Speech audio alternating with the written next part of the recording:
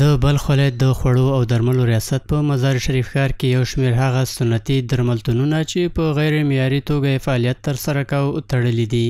د یاد ادارې رئیس وویل چې دغه بوټیز درملو پلورنځیو د ټاکلو معیارونو خلاف له بې کیفیته او تاریخ تیره توکو څخه درمل جوړول چې له امله به یې هیوادوالو ته ډول ډول ناروغۍ رامنځته کېدلې.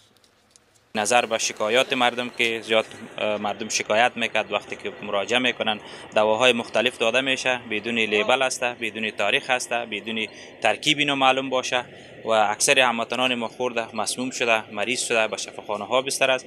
بنان ما وقتی آمدیم سر زدیم به این یونانی فروش ها، واقعا اینجا دواهایی که شما ببینید کپسولا را دواهای کیمیاوی است که خصوصا دواهای ضد درد است که دیکلفناک اینا در بازار یافت میشه، اینا را اینا میکوبه دوباره نمی کپسولا را پر میکنه بالای هموطنان ما به نام ادویه گیاهی میفروشه و این بسیار عوارض جانبی زیاد داره. مثلا به کدام مقدار داده شوه سبب افزایش فشار میشه، سبب میشه که معده را خراب میکنه، مشکلات مختلف نزد هموطنان به وجود میره. هر در این وضعیت اینا خانه‌پولی کپسولا را پرکاری میکنن که به هر حال ما مثال شدیدی که مریض مراجعه کرد که با درد شدیدتر له بلې خوا د یاد ریاست د سنتي درملو کارپوه سره لدی چې د دغو درملو د جوړېدلو شرایط له روغتیایي اړخه غیر مسلکي بولي، وایي چې د دغو مرکزونو د وارداتي درملو د ساتنې ځای هم په استاندارد برابر نه دی.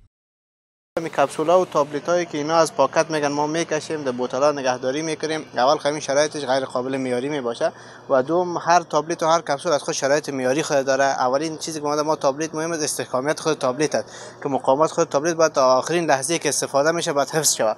اما بعضی تابلت هایی که اینا از بین پاکت هاش میکشن به شکل پودر است و شکل اینا میده شده. به این معنی که این استحکامیت تابلت نداره، مواد از این پارچه میشه. وقتی که تابلت یا کپسول بسته‌بندی میشه طراحی میشه به این معنی طراحی میشه که هدف باز شدنش مختلف است. مثلا بعضی تابلت ها باید در معده باز شه، بعضی کپسول ها باید در روده، این قسمت های مختلف باز شه تاثیرات خود بکنن.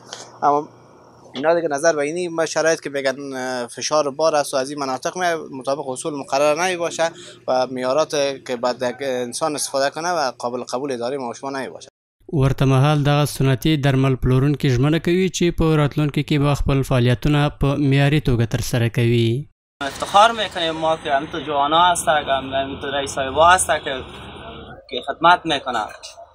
یعنی آینده یک نفر نمیمونه که خراب شه. از این بعد دیگه دوای تاریخ تیر سودا نمیکنیم، همیشه دوای با کیفیت و با تاریخ نو. که څه هم په هیواد کې د عصري طبابت ترڅنګ سنتي طبابت هم د هیوادوالو ترمنځ یو ځانګړی ځای لري، خو د تیرو حکومتونو له لورې ورته د نه پاملرنې له امله د یادو درملو په جوړولو کې منل شوي معیارونه هم تر پښو لاندې شوي دي.